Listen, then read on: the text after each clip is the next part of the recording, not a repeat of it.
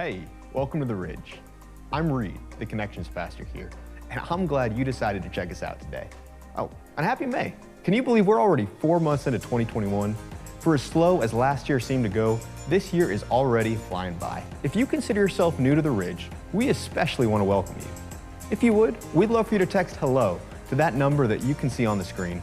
When you do that, we'd love to learn a little bit more about you, and then I'll reach out and share a little bit more about who we are as well.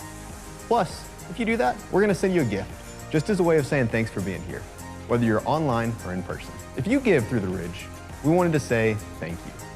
If you get our weekly newsletter, you hopefully saw this week just some of the ways that your giving makes an impact. Side note, if you don't get our weekly eNews, head over to theridge.org/eNews to sign up.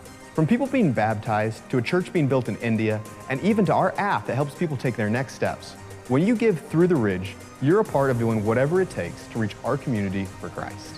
If you don't give, and you'd like to, there are a few easy ways for you to do so. First, you can give through our new app.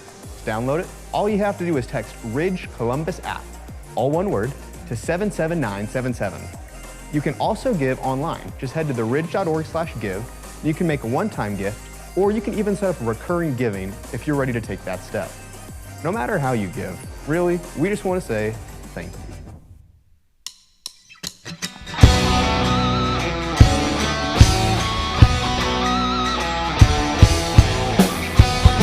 Good morning, everybody. Would you please stand and sing with us? We say his name within the darkest hour, and we see his light illuminate our path. The road is narrow, but the gaze is set on the love of Christ until the very end.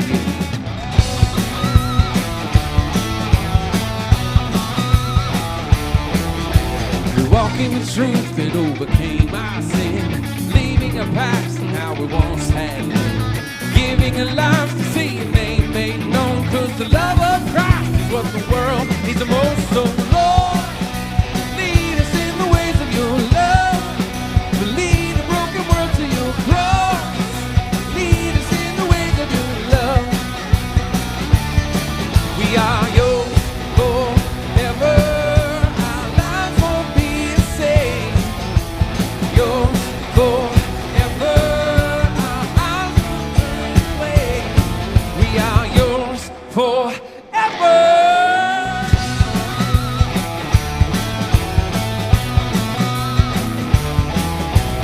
Sing your praises till the lungs give out to the hope of the world, the one that gave us, giving our lives to see your name made known, 'cause the love of Christ is what the world needs the most. So Lord, lead us in the ways of your love, to lead a broken world to your cross.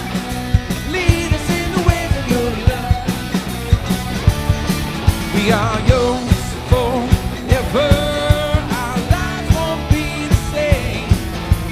Yours forever. Our eyes won't turn away. We are yours forever. Our lives won't be the same. We are yours forever, and our eyes won't turn away.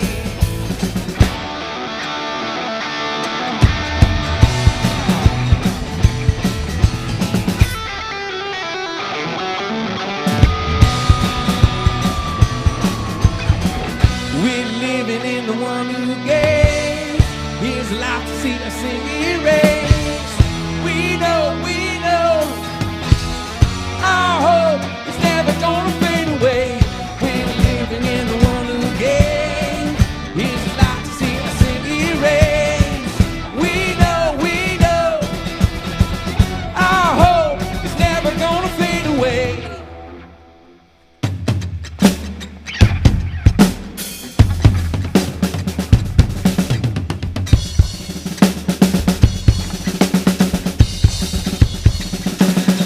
We are yours forever.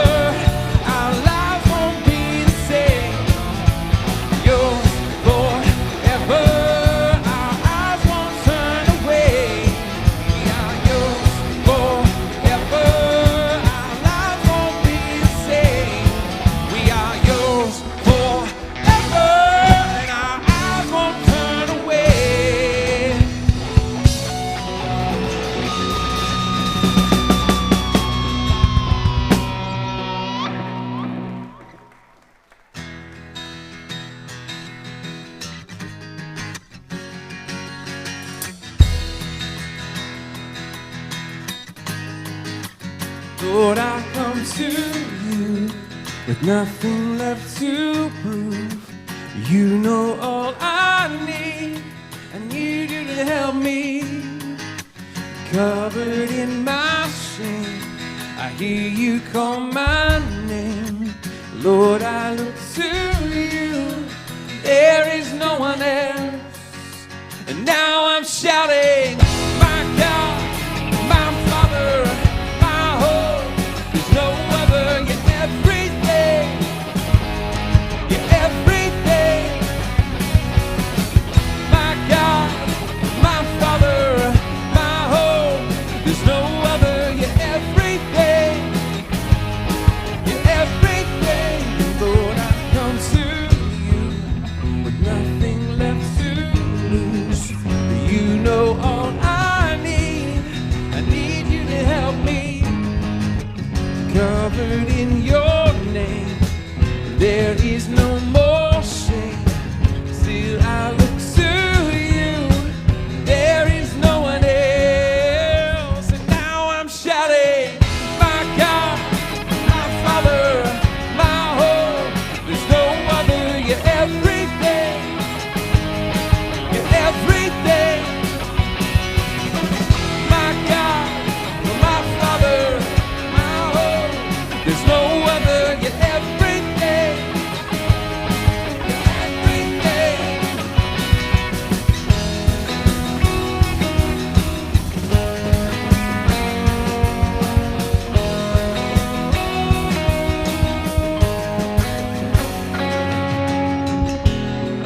You can have my heart. You can have my soul. You can have my life. You can have it all. You can have my heart. You can have my soul. You can have my life. You can have it all. You can have my heart. You can have my soul. You can have my life. You can have it all. My God, my Father, my hope. There's no other. You're everything. Everything. My God, my Father, my hope. There's no other. You're everything. You're everything.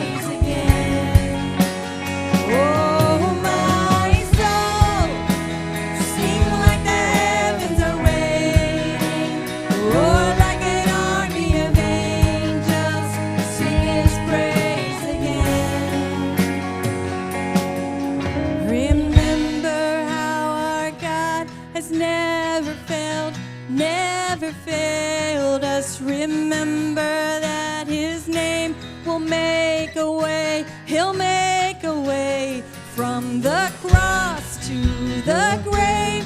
He is risen and he reigns. Praise the Lord, sing his praise again. Oh, remember how our God has never failed. He's never failed us. Remember that his name will make a way. He'll make a way from the cross to the grave. He is risen and he reigns. Praise the Lord, sing his praise again. Oh, my soul, sing to the God of the ages, sing to the Lord of creation, sing his praise again. Oh, my soul, sing like the heavens are waiting, roar like an army of angels, sing his praise again. Oh, sing his praise again.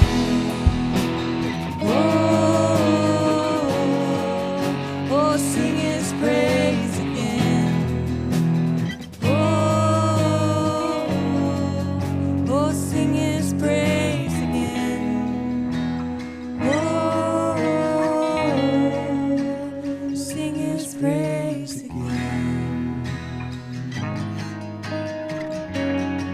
Thank you so much for singing. You guys can have a seat.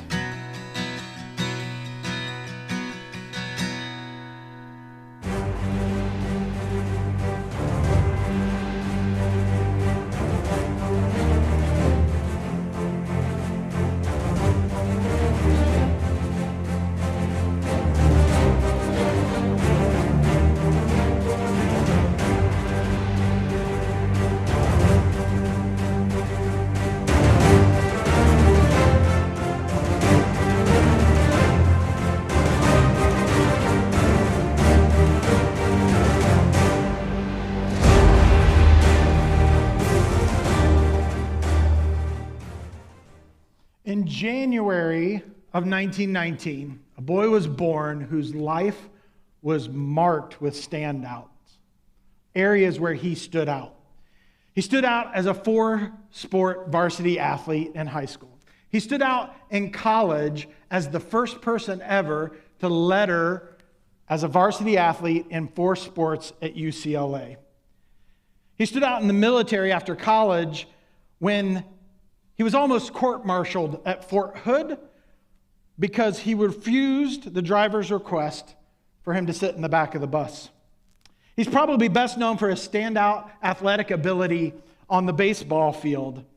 In 1947, he earned Major League Baseball's Rookie of the Year award. In 49, the National League MVP award. He had a 6-year all-star career with Major League Baseball.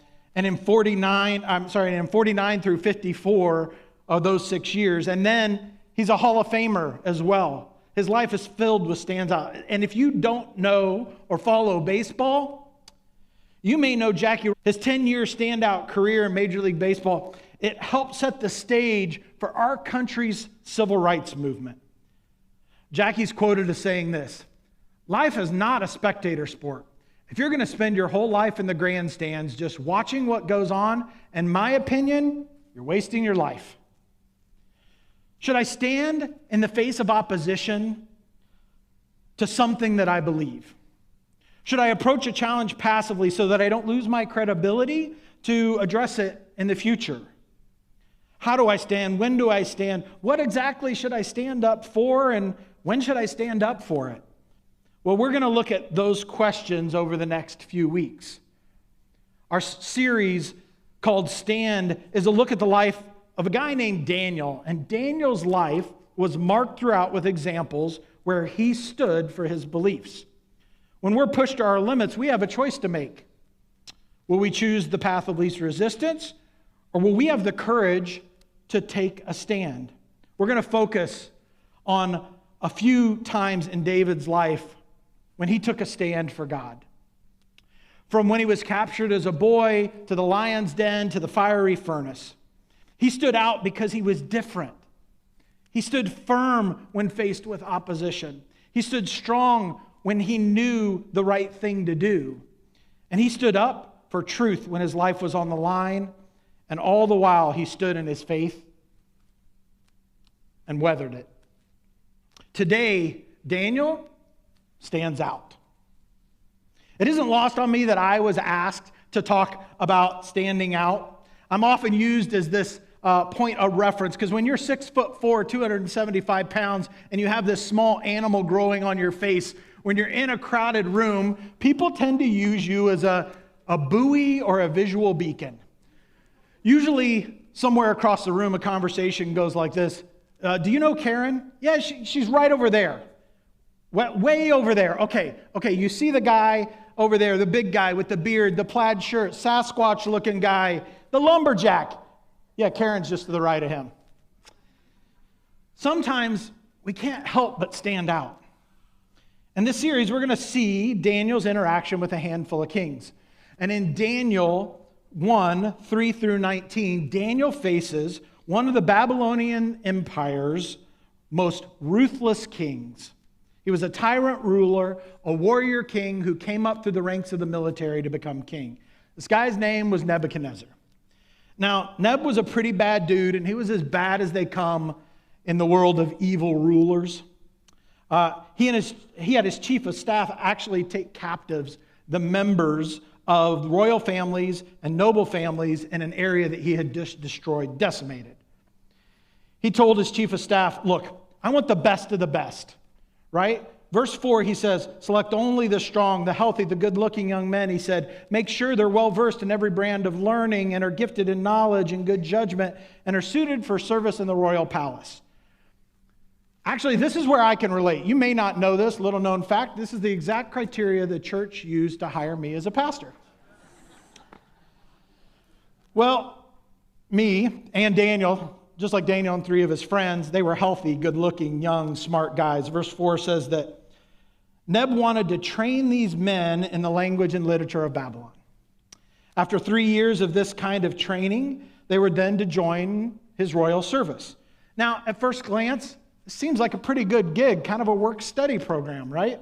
Like, you're going to learn for 3 years, and then you're going to serve me, right? Work-study program, we're going to pay for your education, and then when you're done, we'll give you a raise. That's what it sounds like. That's not what this was at all. Remember, these guys were prisoners. They were literally considered the spoils of war. This whole plan of education and training was really just Neb's attempt to change who they were and what they believed. As a matter of fact, the win here for Neb was twofold, right? He not only would then these guys be in service to him after this was over, but the Hebrew culture that they came from would no longer have its best of the best, the brightest, so that they could rebuild. And to add insult to injury, Nebuchadnezzar further tried to strip them of their identity by changing their names. So at this point, right, these guys had no home. They were stripped of everything that would remind you of home. And they're being educated in a culture and belief system just so they could serve a king that wasn't their king. It might be interesting for you to note that Daniel and his 3 buddies at this time were 12 to 15 years old. They were living now 1,200 miles away from home. They were taken captive 1,200 miles away from their home. Imagine that when you were that age. If ever there was a set of circumstances where you wouldn't want to stand out, where you wouldn't go with the crowd, this is probably it. I mean, when I was that age, I think I faked an illness at summer camp that was only 45 miles from my house because I couldn't stand to be away from home that long. Yeah, preteen Tim, I know wouldn't have survived this. And one of the first stands that Daniel and his friends take in this situation is when they're given the king's food to eat. Verse 8 says this, but Daniel was determined not to defile himself by eating the food and wine given to them by the king. Why was that such a big deal?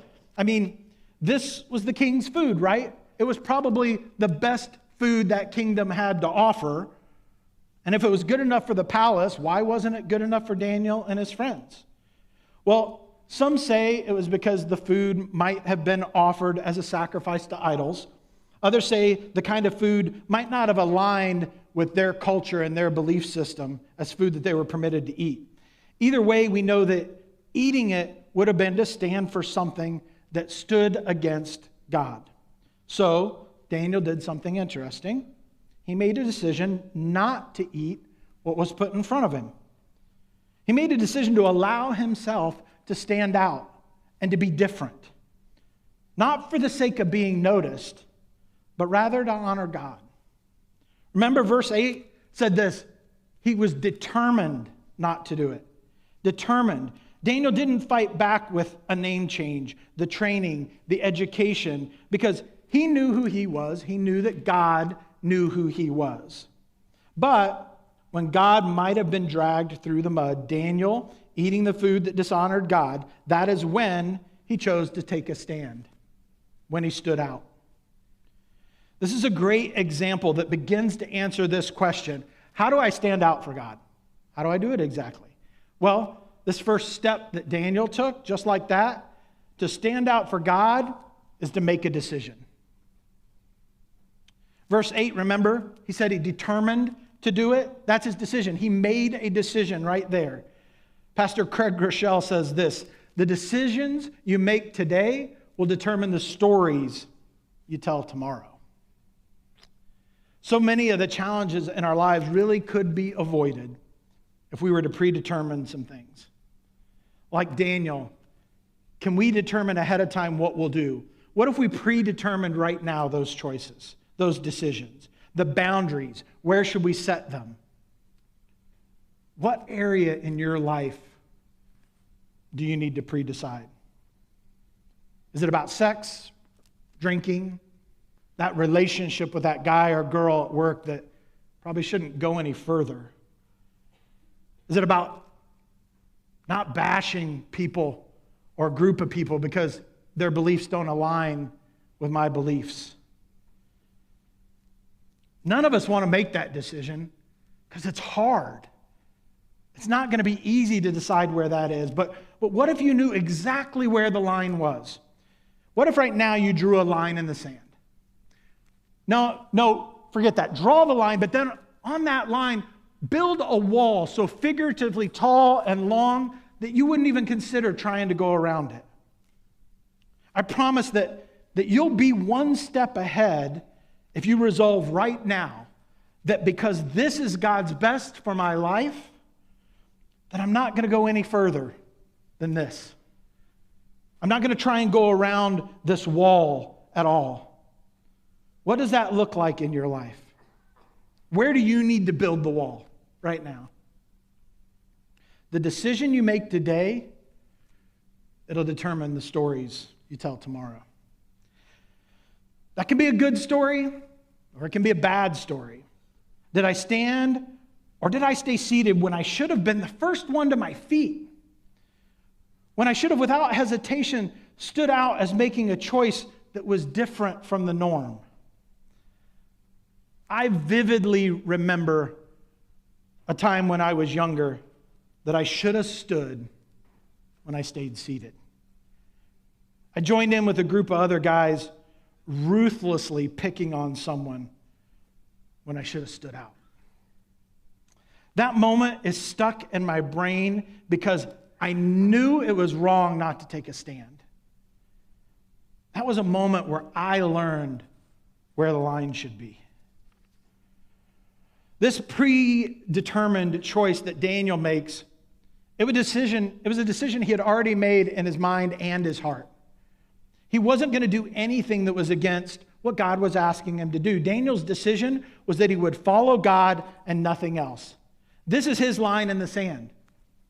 That he wouldn't cross, he wouldn't try to go around at all. He would honor God with his life no matter what.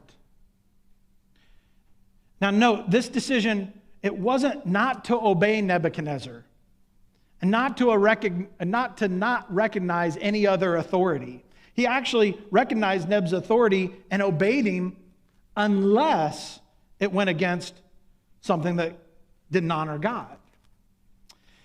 That's just a great example because in my life, I tended to throw out a leader, somebody that had authority over me. If they did one thing that I felt like wasn't in alignment with God, I felt like, well, I don't have to listen to a word that person says. I don't have to do a thing they say.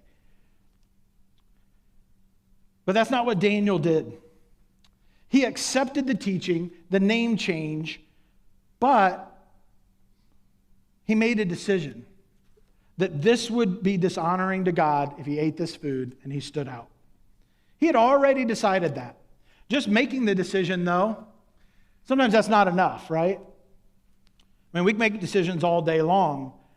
What I'm not going to do, but what I actually do when the time comes, well, that's where the rubber meets the road. Daniel stood out for God by making the decision and by creating a plan. He created a plan. So I used to work for this company that had a banner in the warehouse over one of the work areas, and you've probably seen something like this. It said, failing to plan is planning to fail. You've probably heard that. It's so true, though. If we don't know what we're going to do when the time comes, the outcome, it really does have a high probability of not turning out like we had hoped. Daniel's plan was to ask for permission not to eat the food. And I think that's interesting. He was going to ask for permission because he could have refused. That would have been taking a stand, right? He could have said to his buddies, hey, let's boycott the palace. I don't like their policies. As a matter of fact, let's march out in front of the palace. Let's carry those sticks with the signs on them and condemn Nebuchadnezzar. That'll honor God, won't it? Let's do that. Hey, let's post about how wrong the king is on social media, and let's refuse to do anything he asks us to do. I mean, I heard he had a tweet that went against something I believed. I tell you what, I'm not watching another one of his public addresses until he's out of office. They could have done that. That wasn't what they did, though, not just because they didn't have social media or poster board. He humbled himself because that too honored God. Verse 8 says that he asked for permission. He asked the chief of staff for permission to not eat the unacceptable foods. Respectfully and politely, Daniel took a stand. He had developed a good relationship with the chief of staff at the time for the king.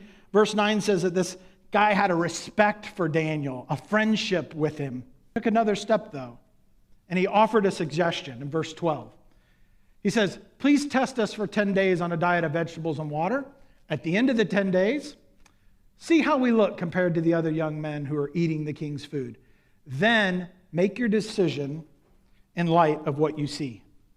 This is probably where I would have tapped out. 10 days of vegetables. There's lots of things that go on when you eat 10 days of vegetables, but what would have happened to me is I would have been one of the hangriest guys in the palace. And I don't know if that's a disqualifier for serving the king or not, but if it was, I wouldn't have passed that test. I don't think Daniel entered the palace without knowing, without making a decision that this was one of the lines he wouldn't cross. He created a plan for how to handle it when it came up. He was going to handle it respectfully. He was going to remain humble. He was going to ask for permission. This was his plan. So how do we put our plans to the test? We practice them every day. Practice makes permanent. Have you ever heard that? If we don't put our decisions and plans to the test, we're going to quickly lose sight of them. Now, I know that these 3 points make it sound so much easier than it is. When we make a decision to stand, it won't be easy. Just like Daniel's plan to eat vegetables for those 10 days, he was committed to that decision because it honored God, and to follow a plan to do it. It wasn't easy. His life was at risk. His friends' lives were at risk. So what happened? Well, we see in verse 15, Daniel and his friends, this is what was said about them. They looked healthier and better nourished. Verse 17 said they had an unusual aptitude for understanding every aspect of literature and wisdom. And then this is what Nebuchadnezzar actually said. No one impressed him as much as Daniel. Wow. It wasn't a result of what they ate, but rather because of the decision they had made to love and honor God no matter what. It's only because it matters to God that we should stand out for anything. Let's say that again. It's only because it matters to God that we should stand out for anything. On a side note, this decision of Daniel's to eat only vegetables, it's not a diet like we would think of today. This isn't an example of how to be fit, healthy, wise, and good-looking like Daniel. Believe me, I tried. And well, while my wife says I have at least 3 of the 4 things, I don't know, she won't tell me what the one is I don't have, but it's not a diet. It doesn't get you these results. When we make a decision, create a plan, and practice it every day so that we can stand out for God, we have to continually seek His wisdom. Daniel's decision to stand out wasn't because he thought it was the right thing to do. It was because it was something he did to honor God. You see that difference? It wasn't because he thought it was right. It's because he knew it was right to honor God. When we make that decision, when we create that plan, when we practice it every day, we should pray for courage. Courage to follow through, because there's going to be times when we want to bail out, when standing out is exactly what we should do. The timing won't seem right. The sacrifice won't appear to weigh out the benefit. Pray for courage to do the right thing, to know when to stand out, because you won't want to do it. Pray now for that day when you get to stand out and be different for God, to stand out for what is right, to stand out for what's good, to stand out for what is perfect and pleasing to Him. Now, you may be listening to this, and you might be thinking, yes, I need to change the way I'm standing out. I need to either do it more or I need to do it differently than I have been. And you agree that we need to stand out for what's right. We need to make a difference in our world because so much is broken right now. Politically, socially, racially, so much needs to change. So much. But maybe you don't know if you agree with me yet on the standing out for God part of this. Maybe you just don't know if God's even real, and that's okay. I want to invite you to keep exploring that. Keep asking questions about how to know right from wrong, to seek wisdom to know what to stand out for and when to stand out for it and how to do it in a way that makes a difference. Keep asking those questions, because I believe that road of questions, I think that it leads directly to the originator of truth and all that is right. I believe that's God. God offers wisdom. He sets the standard for what to stand out for. And when you stand out, you're a reflection of Jesus.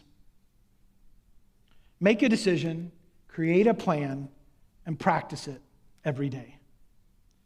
My challenge to you today is to pick one area that you need to take a stand. That thing that you've been thinking about since we've been talking here.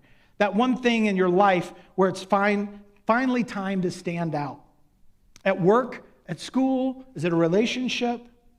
Think about that thing and commit right now that you're going to make a decision about where that line is. Can you say today that you won't ever cross it again? Can you say today, this week, I'm going to plan my next step. I'm going to plan exactly what I'll do when the time comes and that situation crosses my path. Because Daniel and his friends stood out, we know their story. They made a difference. Let's pray. God, thank you.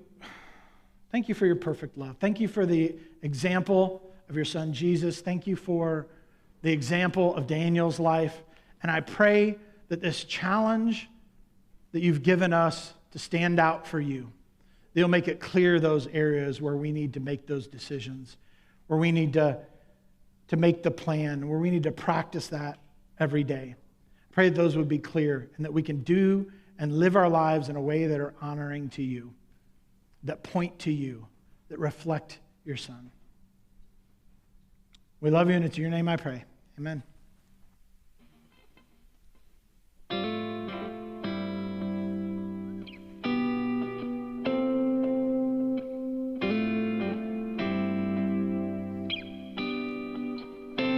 I count on one thing. The same God that never fails will not fail me now.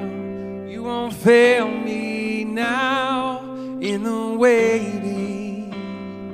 The same God who's never late is working all things out. He's working all things out. Oh yes, I will lift you high in the lowest valley. Yes, I will bless your name.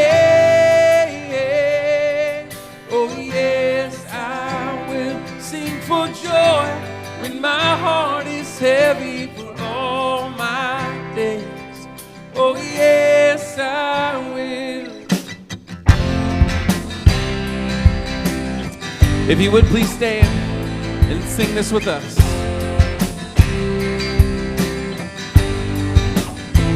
I count on one thing. The same God who never fails will not fail me now. You won't fail me now in the waiting. The same God who's never late is working all things out. He's working all things out.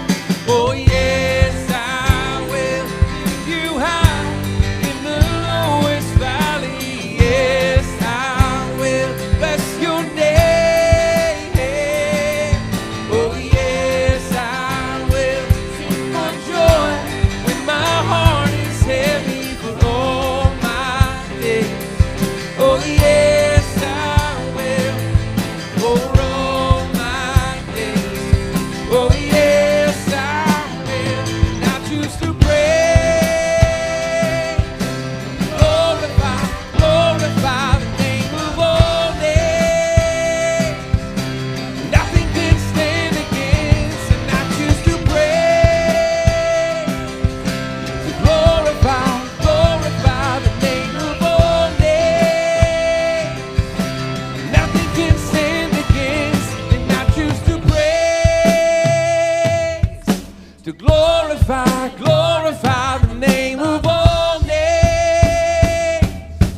Nothing can stand against, and I choose to praise, to glorify, glorify the name of all names. Nothing can stand against. Oh yes, I will lift you high in the lowest valley. Yes, I will bless your name.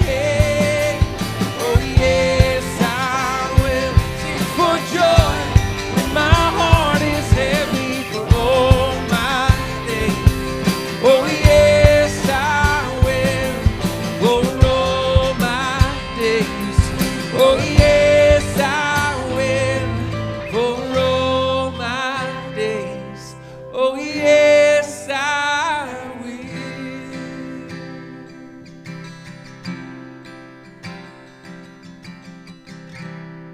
Hey, we are so glad you decided to join us today, whether you're here in the room or if you're joining us online. If you've got questions or if you'd like to talk with someone, like Tim was talking about, maybe you're still wrestling with some questions about even what you believe, we would love to connect with you. We'd love to talk with you. You can actually text us. You can just text the word chat to 812-408-1188. We'll give you a call. We'll connect with you. We'll help answer any questions you may have. Also, don't forget, we've got an open house coming up this Saturday. It's at the Ridge from 4 to 6, and it's a way for us to celebrate James's time. Where'd he go? There he is. Celebrate James's time here at the Ridge and send their family well as they move south. So we want to celebrate with them. We want to get a chance to say goodbyes and thank yous and all that. So we'd love for you to join us this Saturday, 4 to 6 at the Ridge. We're glad you're here, whether you're online or in person. We will see you next week, 9, 10, or 11. Thanks for joining us.